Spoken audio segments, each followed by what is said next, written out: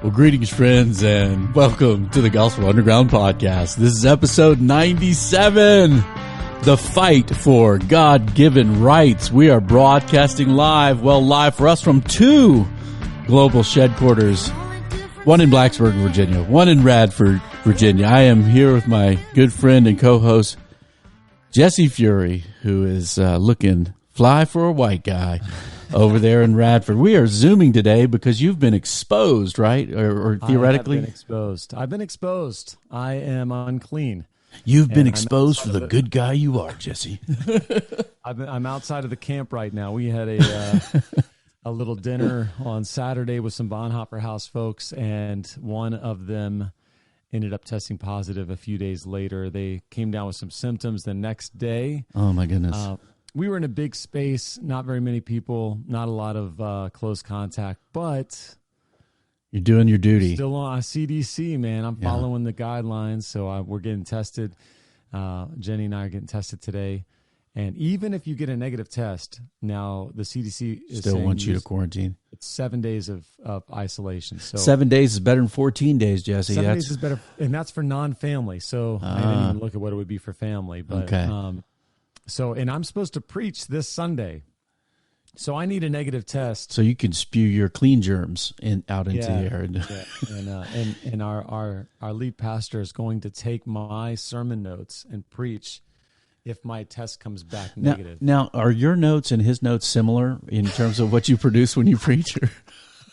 You already know the answer to this, Reed. I actually don't have a strong suspicion about it.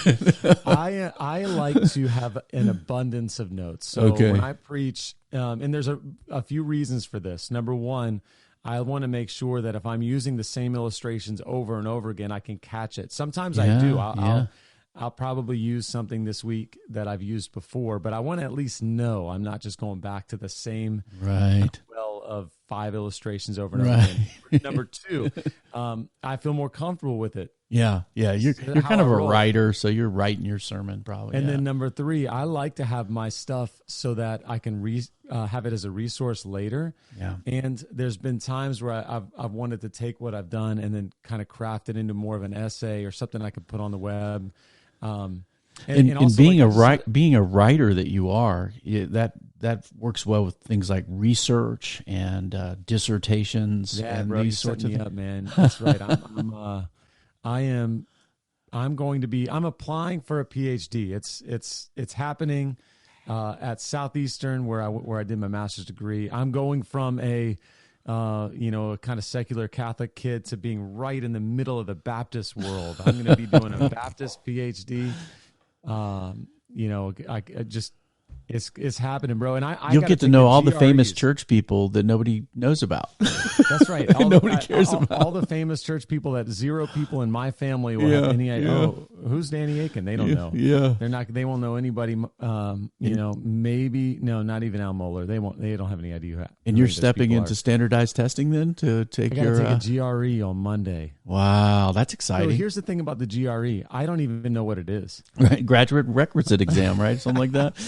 I mean, I know what GRE stands for, but I don't know what is going to be on the test. I think there's math on the test. Yeah, there probably is. There's algebra. Algebra 2 is usually the highest they go on standardized tests, I think. Unless you're doing going for rocket science or something. It might get specialized when they want you to take. I don't think that Southeastern even takes. I don't think they care about the math scores. So that took a little. I was stressing a little bit because I haven't taken a standardized test. Well, talk to Kylene Monahan. She just got her 20 years. Yes, your daughter needs to tutor me. She just got her PSAT back this week. And it's what, 16? No. It's only out of 1520. It's a different scale. They have two scores. It goes up to 1520, and then they have an index which each state uses. Brag on her a little bit. She got a 1510 out of a 1520 on the PSAT.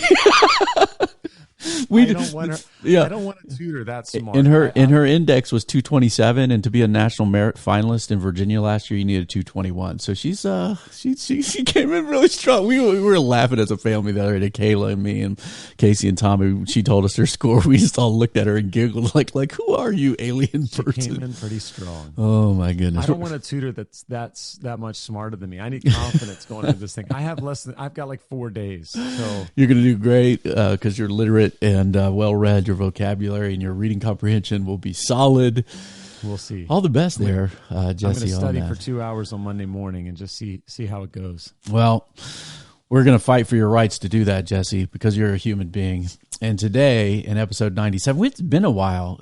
Jesse and I were talking. We had Thanksgiving, which was one of our podcast days we normally do. And I had good intentions. Kayla and I were going to podcast, and then Jesse and I were going to try to do a Christmas thing. And we've been out for like almost a month, so we're glad to be back in episode 97.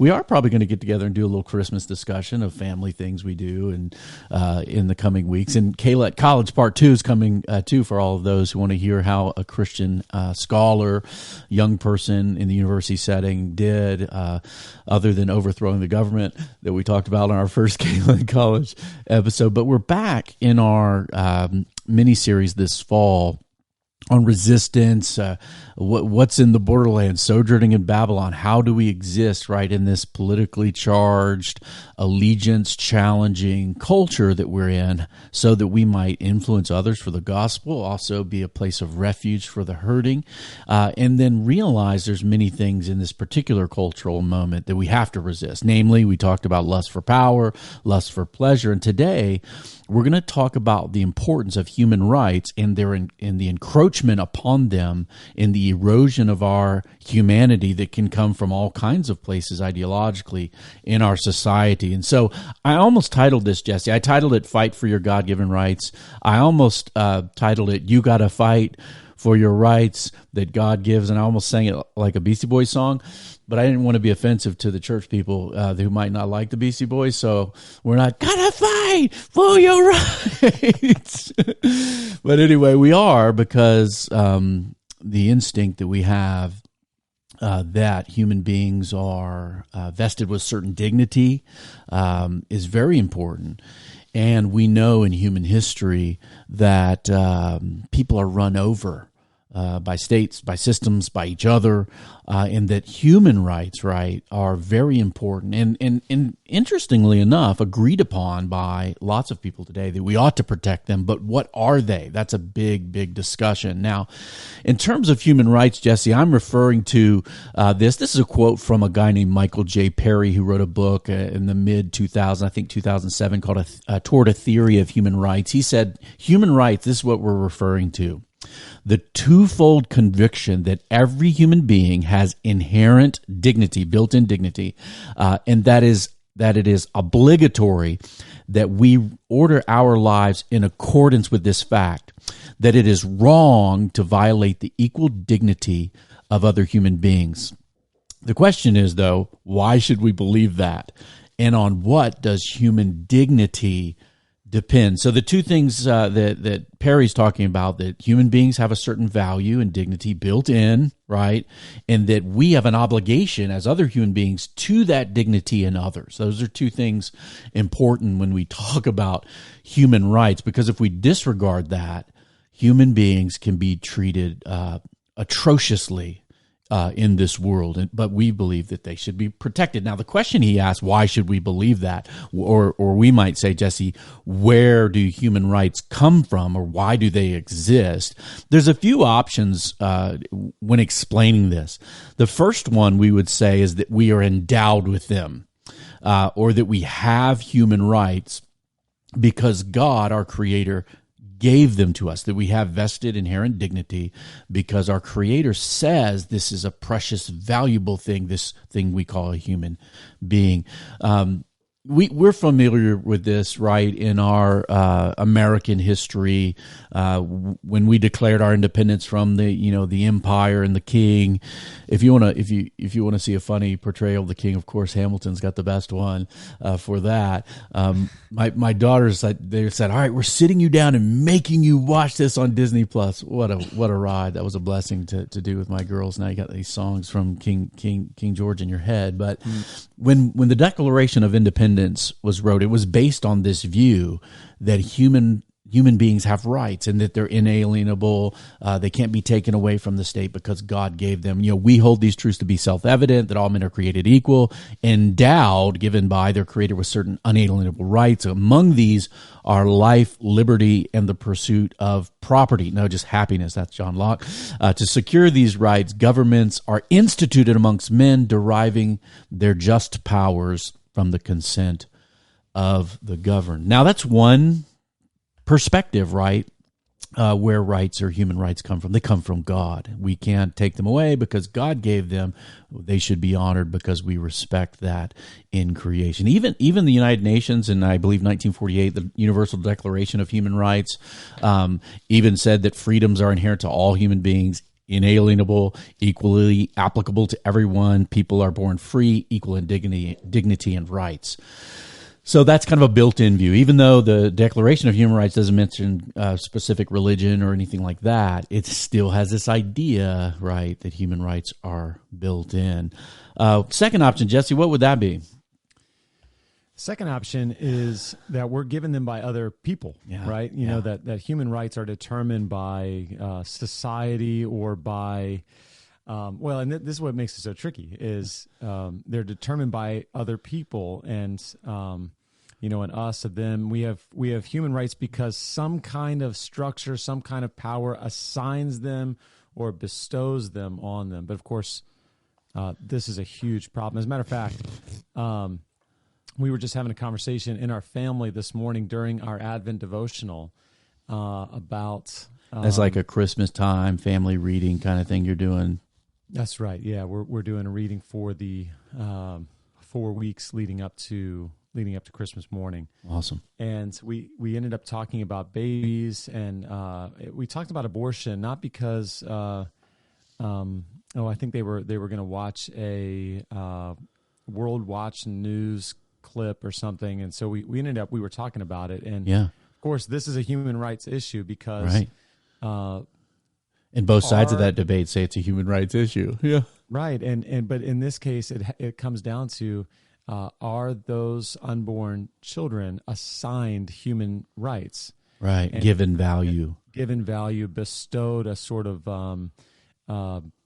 dignity and rights. And if we allow the assigning of those rights to be located in human people or systems, then that can be a big problem, because the question becomes, who has rights? Right.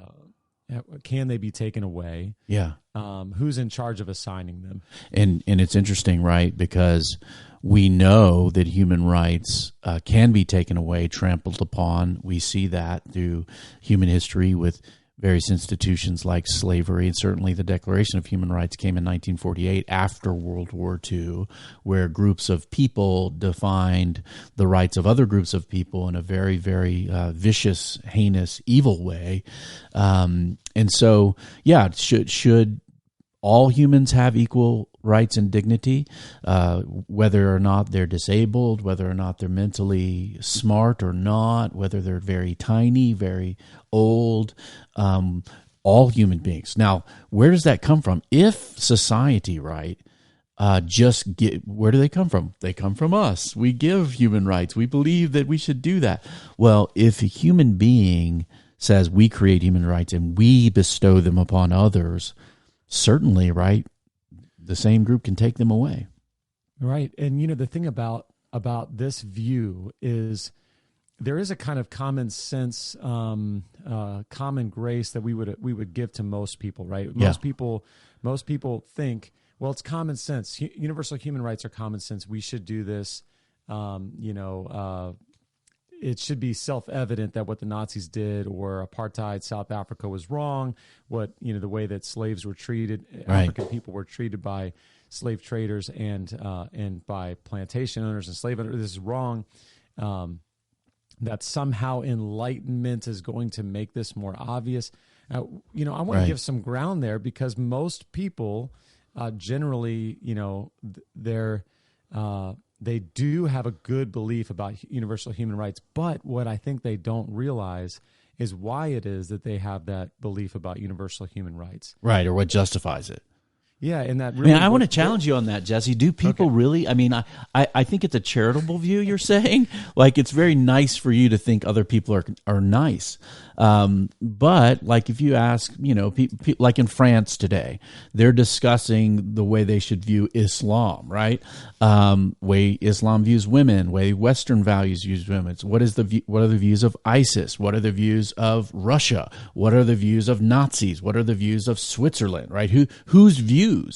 Because there might be in kind of Western culture that's been influenced by laws, Ten Commandments, Judaism, Christianity for thousands of years. There might be in our neighbors this assumed common grace insight that certain things are wrong. But man, it seems like there's a massive disagreement that happens throughout history on who gets to say that. Hey, I agree with you. Okay, I believe in total depravity. I'm not. I'm meaning. Don't agree with me. Defend your position. But let me defend my position. Yeah. What I'm saying is my average neighbor. Yeah. In Virginia. In Virginia. Yeah. Has a generally, I would say a generally good view about universal human rights, at least for the post-born people. Okay? Right. Now, what I'm saying is, I think that's based on the borrowed capital that they have from Christianity. Yes. And from which we're going to get into. And I think that most of them don't realize that.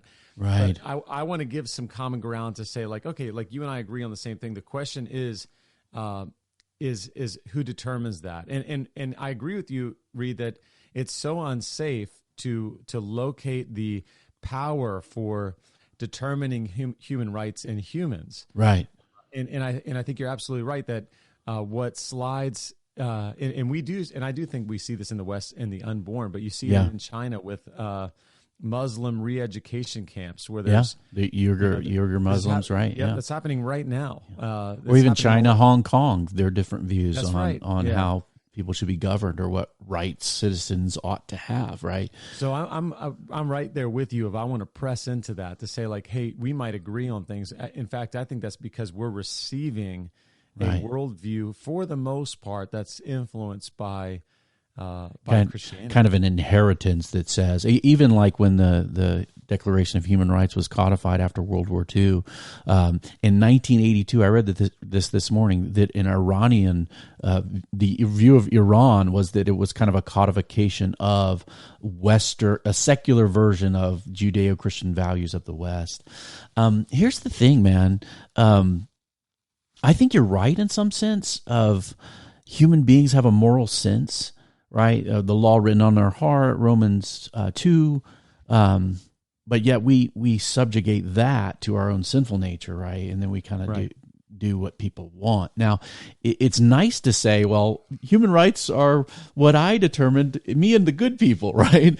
Determine what are universal human rights. Now, the problem becomes, right, if this is the case, right, number one, either they're given to us by somebody, God, and you can't say nature because nature's full of dogs eating rats and sharks eating fish, and Bruce the shark, he gets some blood in his mouth, he's going to eat, right? You can't say the laws of nature give us that we should protect minorities, we should protect the weak, right? We shouldn't just bulldoze those who are less intelligent or less strong, kind of an Nietzschean kind of view.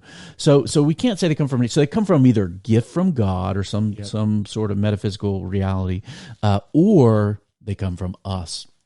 Now, if they come from us, here's the problem. Tim Keller made an insight on this, Jesse, in an interview he did in December of 2019, which is like 48 dog years or 48 COVID years ago. It's like, oh, that's only last year. He had an interview in the Atlantic magazine, and he said this, and he uses the term materialism, and by that, he's not like talking about Madonna, that she's a material girl, we like $550 Apple headphones or something, right? Materialism, he's talking about that all there is matter, space, time. There is no metaphysical reality or God or anything like that. He said materialism logically leads to at least a soft moral relativism, and yet modern secular people are highly moral. right? Committed to the values of human rights and justice for the poor, for the marginalized. And then he's talking about a guy named Charles Taylor. So Taylor and others conclude the conundrum, the problem of modern society is that we don't have the moral sources to support our high moral ideas. We teach people in college, and when we talk Kayla college, we're going to talk about this. We teach people in college that all facts and moral claims are socially constructed. And then we demand that they give up their power and privilege to lift up the marginalized. But why then? As C.S. Lewis said about in his book, The Abolition of Man, we castrate and bid the geldings be fruitful. Now, that's pretty a gross analogy C.S. Lewis is, but if you castrate someone, he's not having babies.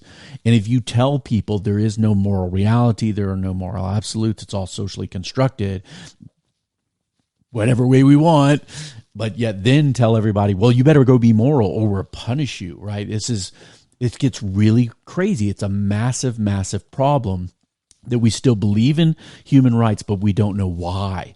And then certainly we don't know which things even count as universal human rights. And that's a big, huge debate today politically. Yeah. And Charles Taylor, I think, is really helpful here. Charles Taylor being a modern Roman Catholic Canadian, right? He's from Toronto. Yeah. And really what he's making a case for is that we live in a disenchanted age. We live in an age where for all of human history until post-Enlightenment, you look out and the world's enchanted. People care. There's a sense of God behind things. There's moral transcendence. There's a reality behind what. Yeah. Yep. And when you pull the transcendence and you pull the enchantedness of the world we live in, it pulls it right out of people too. So I think it is a massive problem we have, and don't misunderstand what I was saying before to say I have a hopeful view. I don't have a hopeful view because I think what you're saying, Reed, is absolutely right. That if you castrate the gelding and bid him be fruitful, if you pull the source of human dignity out of the conversation and then place it into the power of the structures, or then really what you're doing is you're saying, trust us who are in power. We'll do what's right for everyone. God is not in that equation. Now, even when God is in that equation in history, you have wickedness done because people are depraved. But when you pull God out and then to say that human rights come from God doesn't mean that people don't sin or violate those two things, the inherent dignity of another. That's why murder is wrong, right? That's somebody else's person. God created that. You don't kill that. You don't murder that person. So you violate the inherent dignity, and your obligation and duty to uphold that person's value is a violation of our relationship to God. Now that's where Nietzsche, right, the German philosopher in the late 19th century, was right. He said, okay, what if we kill that guy, or we don't believe that anymore? There is nothing behind anything. What then? Well, we determine it. And in his philosophy, who determines? Well, the strong do. And you can see where that goes in terms of protecting the weak or the marginalized or human rights of those who don't have privilege or don't have stuff or don't benefit us in any way. So what do we do, Reed? Well, people are trying to do things, but again, it's very political today. This is an article I read. I think it's from the Providence magazine, publication of the Institute of Religion and Democracy, kind of a think tank on religion and democracy. This article was written by a guy named Paul Marshall, and he's talking about this politicized nature of human rights. And his thing was like, hey, everyone is kind of saying everything is a human right now, and if everything is, nothing is. And so he says this: as a result, despite widespread emphasis, we all talk about on human rights, there's little clarity about what we mean or should mean when discussing issues related to human rights. This situation worsens when citizens claim that most politically desired outcomes are necessarily rights. Now, we're going to talk about this in a second, Jesse, but like not everything we think is good for society or want politically is an inherent built-in human right. A human right means that you can't take that away from someone, right? We'll get to that in a moment. So if any notion of human rights is to be preserved, we must distinguish between politically desirable outcomes and human rights. Otherwise, rights will lose their special cachet, their intrinsic importance, their ability to conquer over other mundane or even policy choices. If governments do not make this distinction, human rights will necessarily dissolve into our usual political policy fights. If everything properly is desired is a human right, the notion of human rights has been eroded and disappeared. A right simply becomes a desired political outcome.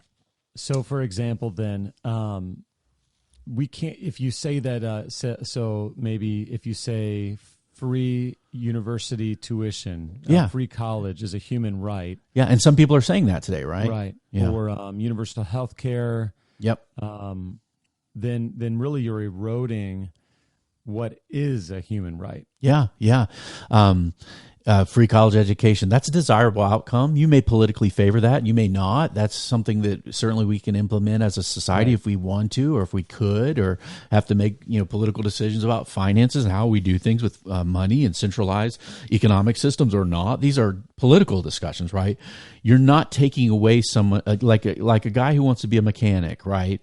And doesn't want to go to college, or he's doing something else. He's not been denied a human right because he didn't get a free college education, or somebody works hard and pays for their tuition and or takes a loan or however gets a scholarship. We're not that's not a violation of human rights. Or is it a human right to have a free smartphone? Right, that's a little silly compared to education, but like, hey, I just get free stuff, right? It's a human right. Well, we would not say that. Maybe universal free smartphones is a desire politically for somebody, but we wouldn't say that's a human right, and we mustn't. Right? We mustn't say, or hey, it's a human right for me to have a bazooka or a nuclear bomb in my basement, right? Maybe not a universal human right. Should you be able to have a gun? Well, it's in our Bill of Rights, right? These are discussions, right, that are very important. I think, Jesse, the solution, and I think our moral insight and certainly our tradition as Christians has located human rights properly and rightly in what governments should not do. In other words, what we do together isn't grant rights. What our responsibility as human beings in human society and as community is to not take away, or human government, not take away the rights that people have. Because we do that, we violate their rights. So again, Paul Marshall says this, hence rights that are universal in this sense will usually lie in those areas of human life where governments should refrain from acting. This is not as peculiar as it first might sound. It is, in fact, the structure of most early American constitutional rights. The very first words of our Bill of Rights are, Congress shall make no law. Don't do this. Related to free speech, establishment of religion. In fact, the basic structure of the First, Second, Third, Fourth, Fifth, Seventh, Eighth, Ninth, 10th Amendments is to say what the government cannot do. No law, not to be infringed, no soldier, no person, no fact, not required, not be construed, not delegated. The 3rd, 5th, and 8th, and 10th Amendments do not even use the term rights. They simply tell the government what not to do, which has the same effect. Now, Jesse, why is it so important that the government, the state, not take away people's basic human rights? Well, we know that the state is what God has assigned. This is at least the biblical position. What we believe is the state is God's assigned governing authority to push back and beat back evil and promote justice and good. In other words, God assigns a certain amount of power and privilege and sovereignty to our human governments. But really, in order to promote a flourishing of all people, and so when the government itself begins to transgress human rights, this is actually what Bonhoeffer, now Dietrich Bonhoeffer, 1930s, 40s Germany, protested the Nazi Party and their withholding and taking away and crushing of the rights of Jewish people in Germany. That's right. He even did so much to be part of a plot on Hitler's life. Something that he did not consider to be right. He's kind of a pacifist, right? And he was going to take it. Yeah. And he essentially said, "I'll take on the guilt to participate in this." He felt like it was a just cause. Now, in part, that's because his view was when the government that began to go outside of the boundaries that God put on it, and start using the sword to take away human rights, the government actually ceased to function as delegitimizes. It basically became an illegitimate government, and so so I think it's so important that the government stays within the bounds that God's assigned. And here's the thing, Jesse. You hit a really great point there about the sword, right? When the government, we the people in an American context, kings or commissars or whatever systems of government people have, when the government, who has what? The right to put people in prison, the right to sometimes kill people, to have tanks and use force to enforce just laws, we hope, right? It's precisely because of this, friends, that the government should not take away human rights because it has power. And it should use that power to preserve that which only God gave, right? Inherent human dignity, and then our obligation to that dignity in another human being. That's why, Jesse, I've put this in a form of resistance.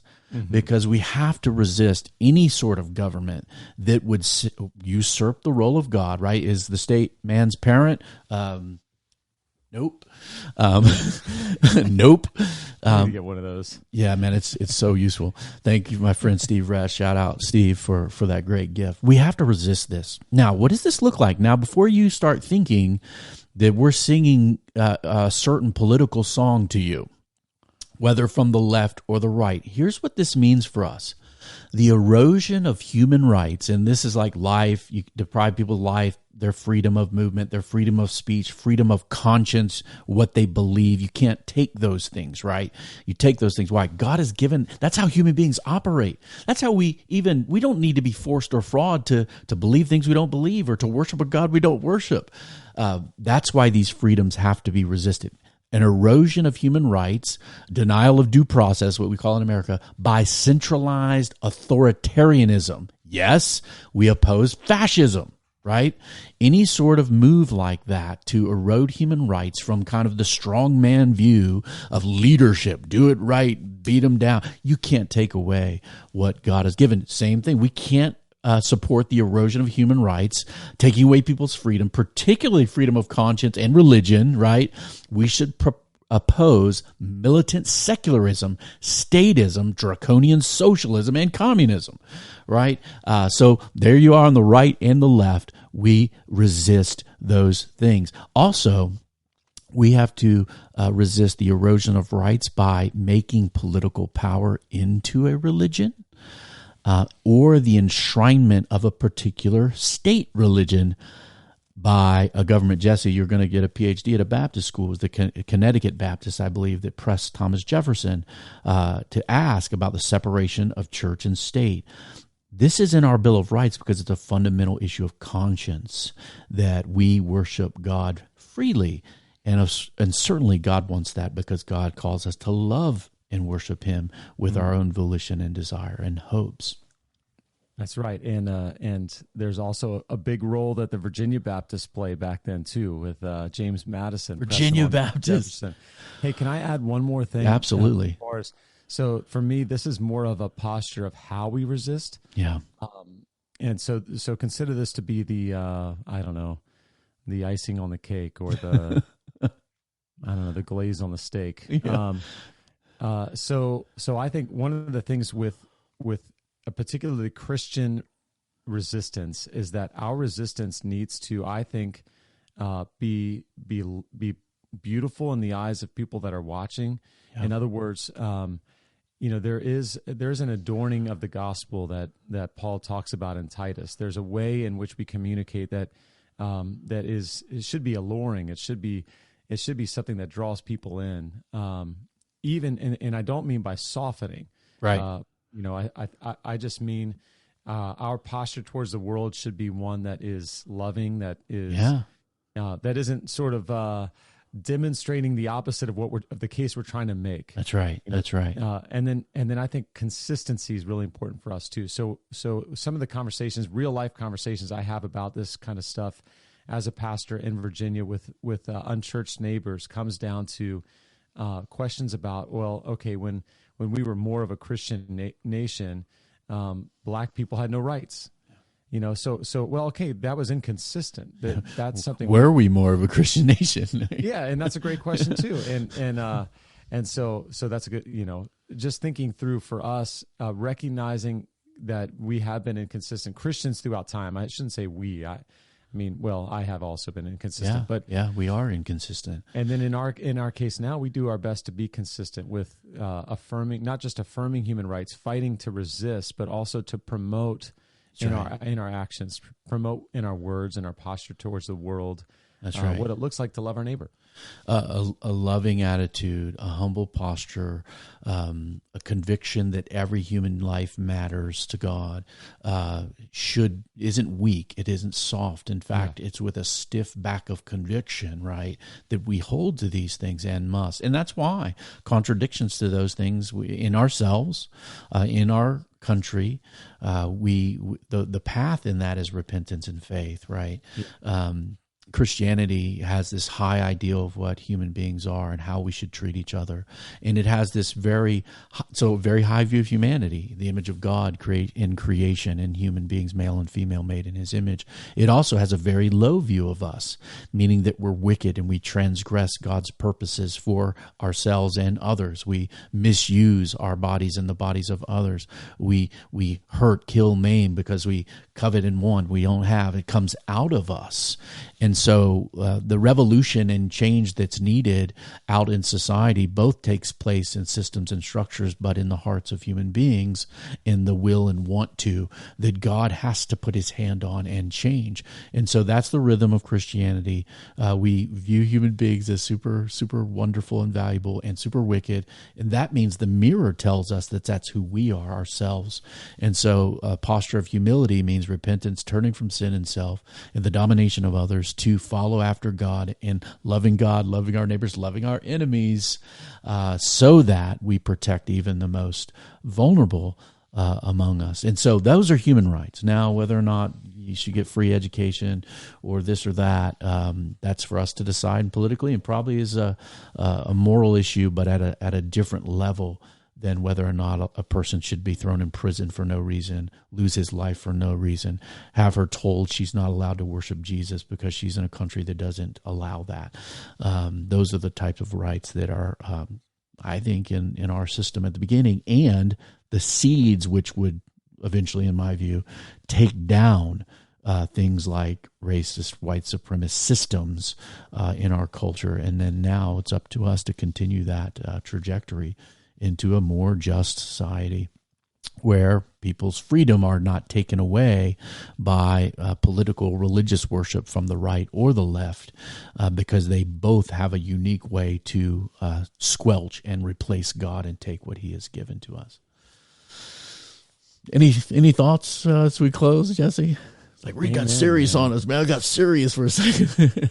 Amen. I was thinking about how the particularly the unique household codes in the New Testament are unique. They're not unique because the New Testament gives us household codes. You see this in that means ways of being, Ephesians. Ways of interacting together as a community. Codes, moral codes. It's how we flow. That's right, which was a pretty common thing in ancient philosophy, in Greek and Roman philosophy, to kind of give a code for how to have a virtuous home, how to have a good flourishing society. What was unique about the Christian household codes was the place of servants and women at a leveling. A leveling.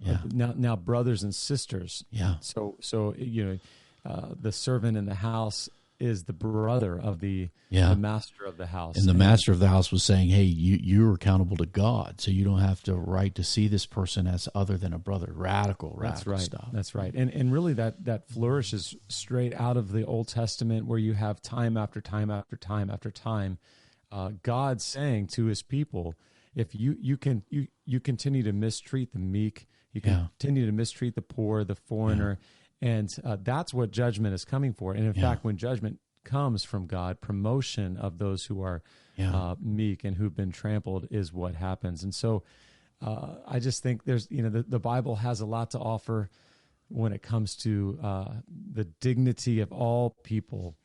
And if we get on the other side of that, then watch out, because God is just, right? God is just and will not overlook those things. And that's why coming to him for mercy for our own oppression of others or removal of the dignity in other people is so serious. But God in his kindness and his grace for human beings, both weak and frail, those who think of themselves in a high and lofty way, the way up is the way down. It's to come to him by a cross of the ultimate exalted one, becoming a servant of all people, giving his life for us so that we could be forgiven for our own sins and the mess we do in the earth, so that we can be liberated over time from these things. And then we become, part of his cosmic conspiracy, as Dallas Willard once said, to overcome evil with good. And then we oppose any system that takes from people what God has given, even life, liberty, and the pursuit of goofy $550 headphones. God help us. God help us, Jesse. I'm not getting them. You're not getting them? I'm resisting. I'm not getting the Apple headphones. I can't get them. I'd feel like terribly bad. That's right. It's not a human right. It's not a right that I need. Right. Nor is it wrong for you to buy them if you have some use of them. Maybe you want to have them. I don't know. But you better check your generosity in life and not just heap up treasures for yourself that in the end will stand against us as well. It's always a spectrum and balance, Jesse. In this world, seeking the Lord amongst the weeds and the thistles in our own hearts, in our communities, as we long for a city whose architect, builder, and king is God. That's what we need, friends. The Gospel Underground Podcast, produced in partnership with the Bonhoeffer House. Review us on iTunes. 5 stars are acceptable. Comments, feedback, questions you might want us to take up here, send us at info@gospelunderground.org. We are in dialogue taking place right here, Jesse, in the borderlands between the church and culture. We hope to see you out there. Peace.